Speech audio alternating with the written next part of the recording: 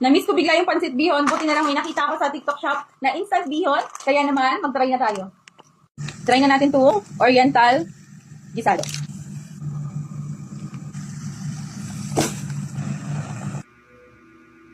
Yan na natin siya ng seasoning.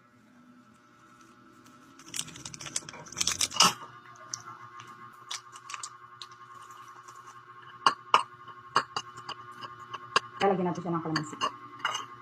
Pero meron namang flavor dyan na chili mansi kung gusto mo ng chili mansi. Sige na, mahilig ko sa kalamansi kapag kumakain ng pansit.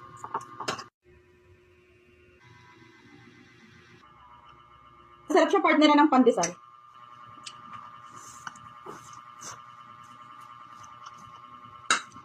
Sarap siya.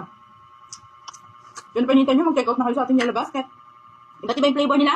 Kaya mag-check out ka na dyan kasi 112 lang to. Lahat na yan, marireceive mo. Meron ka ng 4 na nasa pouch na noodles, may isang cup noodles at 2 chichirya. Check out ka na.